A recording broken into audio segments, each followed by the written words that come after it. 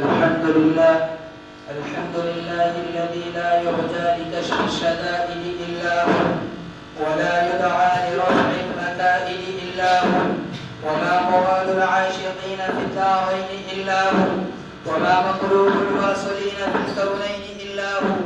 المخلوق كلهم ضعفاء لا قوي إلا هو، والناس كلهم فقراء لا غني إلا هو، لا واجد ولا ماجد إلا هو، لا حافظ ولا ناصر إلا هو، غافر الذنب وقابل التوب شديد العقاب ذي الطول لا إله إلا هو.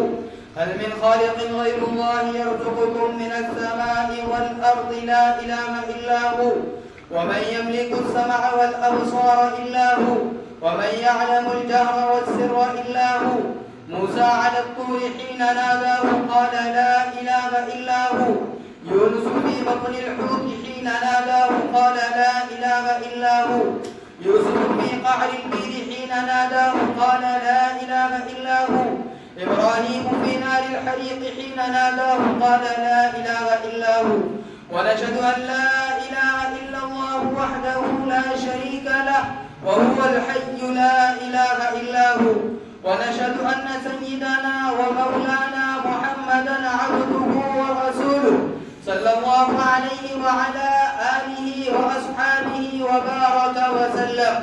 اعلموا أن الدنيا دائرة، ولذتها فانية، وطاعتها باقية، وحاصلها فوت، وآخرها موت. إخواني، بدن ضعيف، وسفر طويل، وزاد قليل، وبحر عميق، والنار حريق، والصراط دقيق، والميزان عديل، والقيامة قريب، والحاكم رب جليل، والمنادي جبريل، ويقول الجنة وعدي، ويقول النار عهدي، ويقول الكعبة زواري، ويقول آدم سفي الله يوم القيامة يا رب نفسي، ويقول نوح نجي الله يوم القيامة يا رب نفسي، ويقول إبراهيم خليل الله يوم القيامة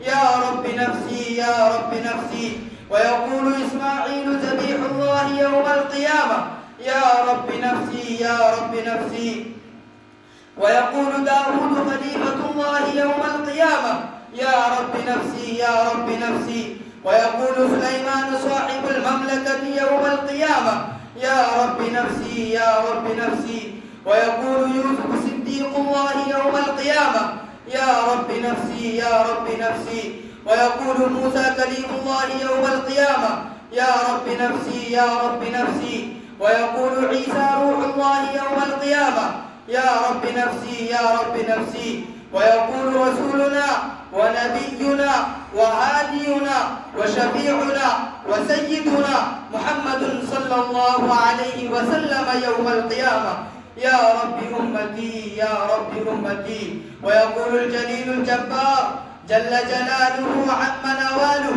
حبيبي يا عبادي لا خوف عليكم اليوم ولا أنتم تحزنون. بارك الله لنا ولكم في القرآن العظيم، ونفعنا وإياكم بالآيات والذكر الحكيم. إنه تعالى جواد كريم ملك بر رؤوف رحيم.